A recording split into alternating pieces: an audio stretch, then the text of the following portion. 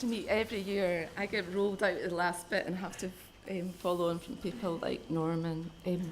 Norman, I was really moved by your address to the conference today, and I've heard you speaking before, and so has Caroline.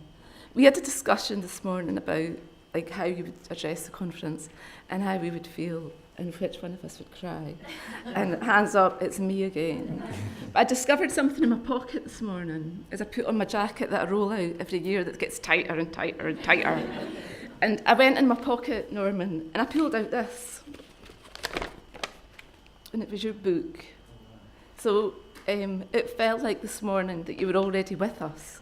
And the things that you deliver and the way that you live your life, and Drew does too as our patron, I think is very special. And I don't think there's many people like Norman and his family, and the people that are gathered here today, and about the dedication that people are showing in terms of reducing youth homelessness. So I suppose it's now for us time to close up the conference.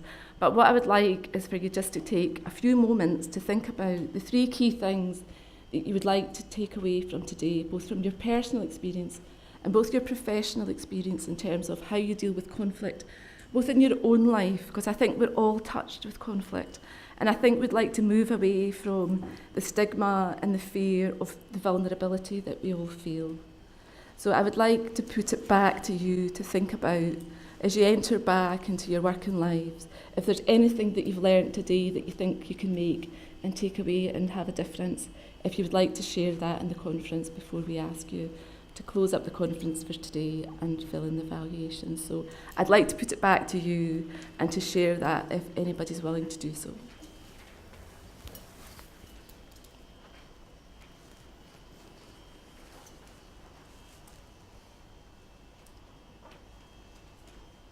Could be locked in.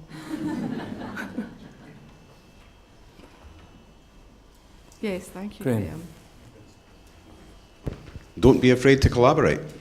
I think most of the speakers that we've had today have indicated the benefits that they've had from collaboration, and I know that there's a sort of feeling in the third sector often that you're competing against other people for the resources that exist, but actually, if you can go beyond that, then I think that collaboration provides wonderful opportunities for everybody in the sector.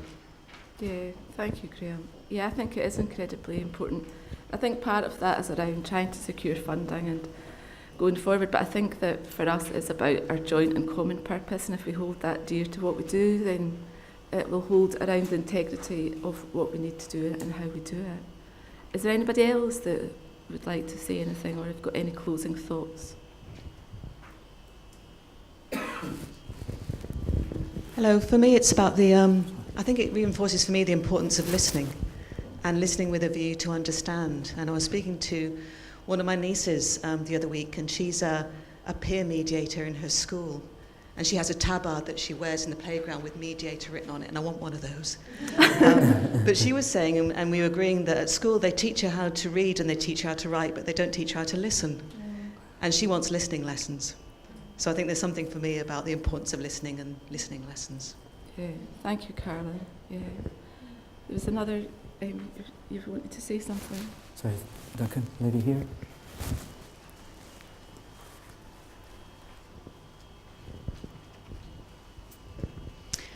When you said, what would we like to take away from today, the first thing that came to my mind is I'd like to take Norman away with me today, but I suspect he's probably not free.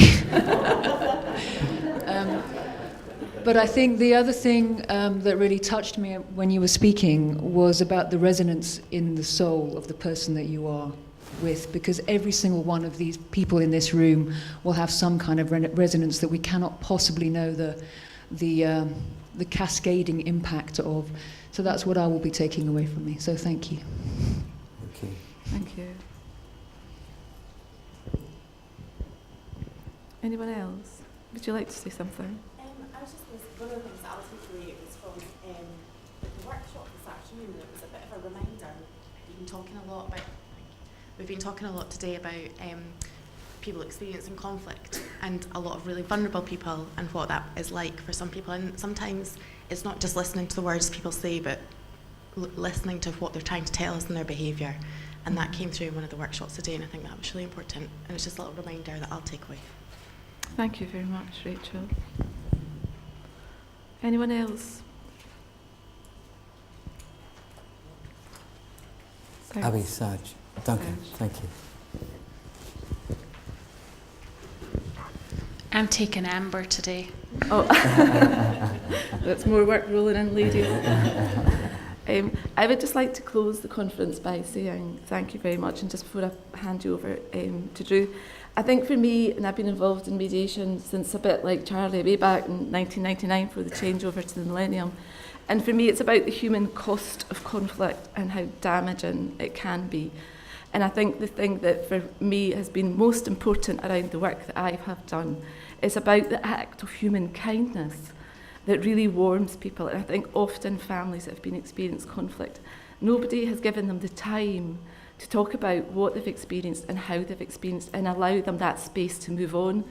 And I think that's really precious. So working with integrity and kindness and giving people some time, and an often pressurised, time-driven society, I think people really value that. And I hope we go on to contribute and bringing about some real lasting change in Scotland.